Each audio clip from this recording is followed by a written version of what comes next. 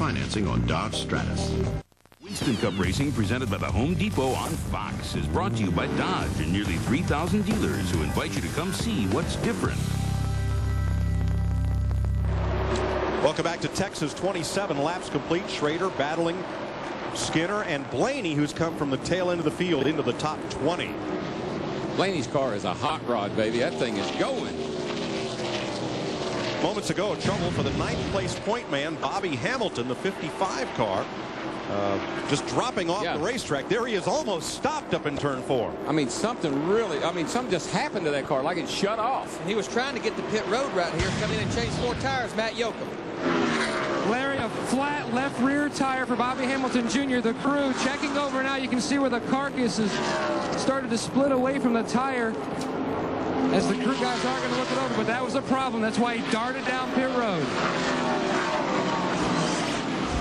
Up front, Dale Jarrett has a 0.4 of a second margin over Dale Earnhardt Jr. You know, every time we have had a lot of tire problems here at Texas in the past, and every time you come with a new tire, even though you've run it somewhere else, you always have a little doubt in your mind until you get a long run on them, get some green flag racing, and get them off and check them over. But chances are, with a flat left rear, that he just run over and cut something. More than likely.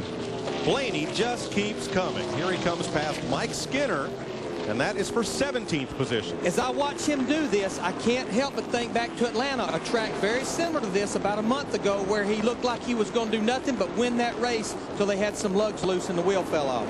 But I tell you the other thing about it, the leaders are on the same straightaway with that whole pack of cars, so they are coming in a hurry. Whoa, dodgeball. Sterling Marlin, the 40 inside of John Andretti. That was really close. It looks like, Larry, that second groove. Whoa, contact. Whoa, man. And that's what happens right there. You almost run out of racetrack. It's like running in a funnel when you get there to that part of the front stretch. But it looks like they were starting to work the second groove a little bit, too. Yesterday, we never saw that. Today, it looks like these guys can go side by side through the corners. And that's good news for everybody. Not because they want to, but because they have to? Oh, yeah. Well, you can't pass. I mean, if you're just going to follow the leader, you can't do any good. But here, you can start to make some outside passes and move forward. Relevant speeds in our Fox tracks, 170 miles an hour coming off the corner at 175 miles an hour. Down the front stretch here, climbing 188, 190, 191, 191 miles an hour, tucked up behind somebody going off in a corner. And only fell about 155 miles an hour down there in the middle of turn 1 and 2. This track gives you the sensation of a brick tied on the end of a rope when you go through the corner. I mean, you just slingshot through these corners. And we only saw in the high 170s close to 180. We talked about the backstretch being shorter going off into turn 3. And the leaders are already lapping cars. So when you're up front, you can really, really make a lot of time on the back of the field. These guys back here are racing each other. He's got clean air in front of him, but he's going to run into some trouble down the back straightaway right now. 2 cars pile up, one slides to the inside. And they do it, Robert Presley. Robert Presley in the 77 there. A lot of damage to the front end. Jerry Nadeau here in the 25 car sitting on the backstretch. Second caution of the day, and it comes on lap 34. Boy, that saved a bunch of guys because they were starting to get in trouble. Matter of fact, a bunch of them are getting the laps back. Here comes Bobby Hamilton trying to make it back. Come on, buddy. Come on, buddy. He got it.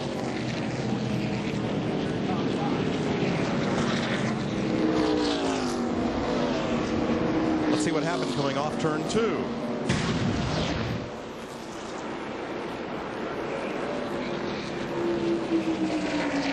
What happened coming off of turn 2 is that yellow car got into that red car. Boy, Tony Stewart just gets by. Just barely. Different angle. Let's see if we see contact here. Right up off that corner. You know, sometimes right there you get that little bit of push. You have to back off that throttle. Guy behind you don't get off the throttle, gets into the back of you. Now, let's show you what Tony Stewart saw. You want to be a Winston Cup driver? Try this. Oh, he got into him a little bit, I believe.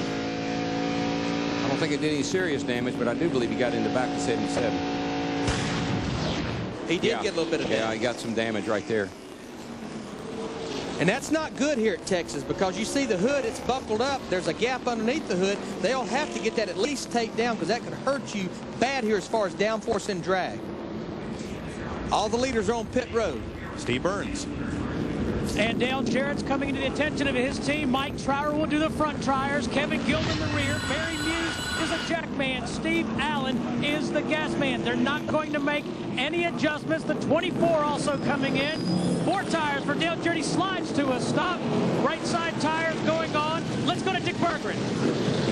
Chuck Gordon pits out of the 5th position. The front tire carrier is Greg Curioni. He grew up in Sanborn, New York, watching Roger Trankler run. Let's go to the 88. They're doing the left sides already on the 88 car. Gordon's guys now.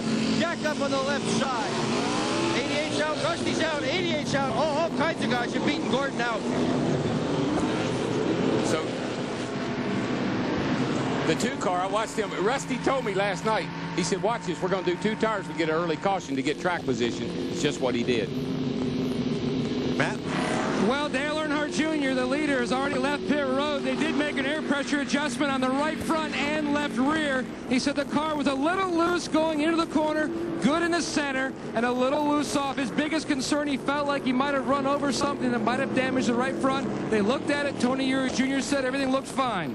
Larry, how about that strategy by Rusty Wallace to take just left side tires? Well, if you want to find out, you need to do it early in the race. You don't want to do it late in the race when it bites you. Again, this tire is great that Goodyear brought here. We saw it stay as far as lap times yesterday. Not a bad time to try it, Steve Burns.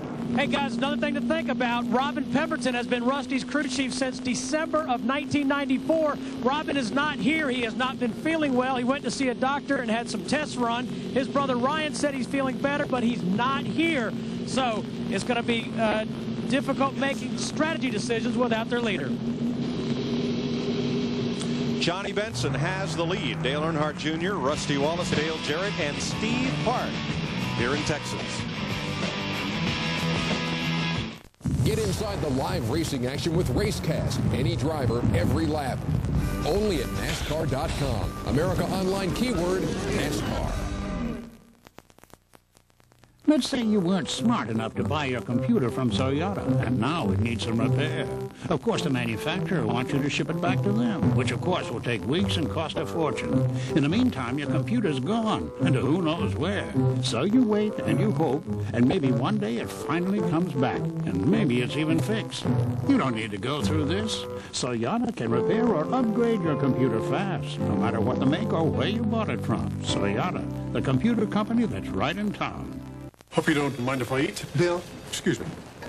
I bet it's a test. Do they want me to eat that Wendy's taco salad or not? If I don't, it means I have incredible self-control. All that chili and cheddar.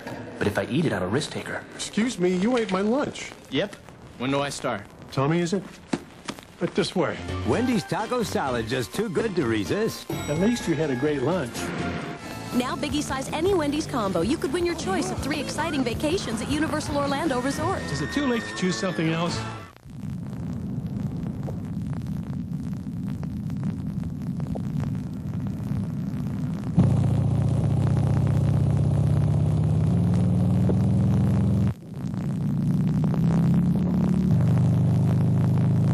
The new Harley-Davidson Sportster.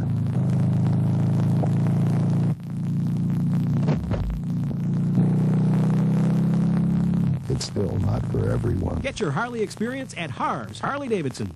Hey, race fans, you can experience great racing for only $39. Watkins Glen International has weekend admission prices for the Festival of Speed and Sound, NASCAR Busch, and ARCA REMAX Series as low as $39. But that's not all. There's also a concert and special viewing party for the Pepsi 400 NASCAR Winston Cup event live from Daytona on Saturday night. A complete weekend racing and entertainment package starting at $39. For tickets, call 607-535-2481 or visit theglen.com. Pound 31 is a free call on your Verizon wireless phone for tips to the 10 o'clock news. Welcome back to Texas Motor Speedway. After his win in yesterday's Busch race, Kevin Harvick has a 115-point lead in the NASCAR Busch Series after 7 events. And here's a look at the current Craftsman Truck Series standings brought to you by Sears. Scott Riggs, after 3 races, just 12 points ahead of Joe Ruttman and Ted Musgrave, Ricky Hendrick, and Jack Sprague all tied for 3rd. Well, Larry, we had some. I didn't have time to ask you what to do, so you threw 2 tires on me. Hope I'm all right. Well, Johnny Benson in the 10 car, James Ince, his crew chief, decided to take 2 tires leading the race. Bobby Hamilton on the inside in the 55 got 1 of his 2 laps back. Rusty Wallace came in 19th, Mike. 2 tires, out in third place. How about it, Jeff Hammond? Good call, 2 tires? I think so. And if you think about yesterday, Larry, you made that same call along with Jimmy Johnson's crew chief, Rambo, and said, hey, those tires will go the distance. These guys only got 34 laps on them. Yesterday, guys had, what, 70 laps on the left side when it was all said and done? So I think it was a good call on these guys' part. Right now, it's going to cost him the lead. Dale Earnhardt Jr. in the 8 car, he gets the lead back from Johnny Benson. He puts Bobby Hamilton back a lap down here and takes the lead. Well, what I liked about Junior was he got 4 tires and still came out in the front, or up in near the front. Trouble on Brett Bodine, slowing in the front straightaway, driving his own Ford, coasting up into turn number 1.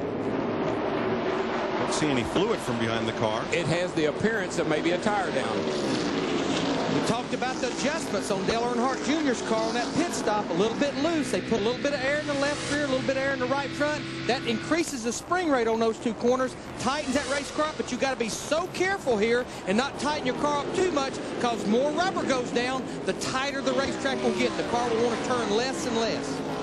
When it comes to fresh tires here, it looks like 4 of a kind beat a pair. They do. Earnhardt Jr. back out in front, right where he started. He's led 23 of the 41 laps. Brett Bodine has made it to pit road as we watch Kevin Harvick close up on last week's winner, Elliott Sadler. This is a battle for 12.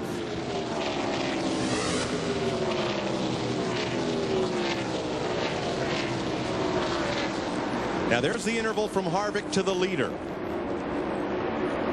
Increasing a little bit as he goes into the corner and mid-corner. It's because the leader's on the straightaway right now. They're about the middle of the back straightaway, and Junior's down here in the middle of 3 and 4. So kind of gives you an idea of what a couple of seconds look like. And there's the distance around the racetrack to our leader. There's Junior at the line now.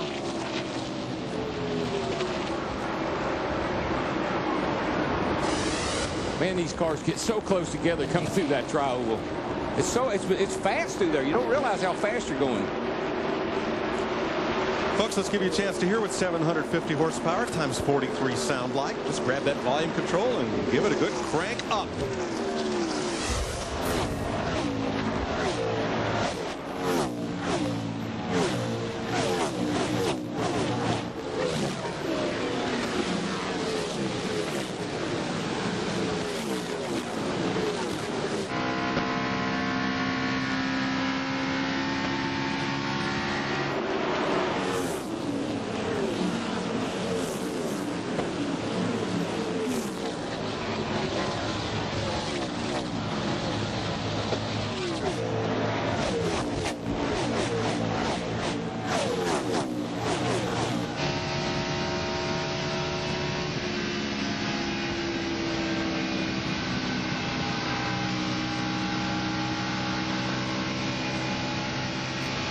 The MBNA cam on board Bobby Labonte, looking back at Jeff Gordon. And those cars going by those cameras, that's a 3,400-pound rocket that just went by there. There's the battle we're watching. It's for 7th place. The lap car on the outside, Bobby Hamilton. Going down the front stretch, Jeff Gordon looking to the inside, off into turn 1. Loses a little ground. Bobby drove it off in that corner a little deeper than Jeff Gordon. Right here, Jeff picks a little bit of ground up, probably from Bobby driving it so deep in the corner. Dale Jarrett going after Rusty Wallace. Jarrett also had 4 fresh tires. And Ricky Rudd, the 28 car, he's going to take the position from Steve Park in the 1 and going after Rusty Wallace right now. Well, Rusty's 2 tires. He'll probably think twice about doing that again, especially if we go green for a while. But again, you did, if you was even thinking about it, you want to do it early in the race. You don't want it to bite you late in the race. Labonte continues to hold off Gordon, and now his green machine closes in on the rear deck lid of Wallace.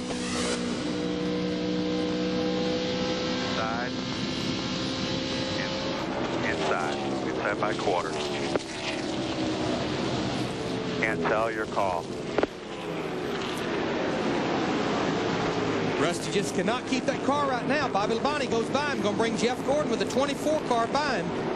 More on Rusty. Here is Matt. The 18 car, Rusty Wallace loses a spot to the 18 car of Bobby Labonte.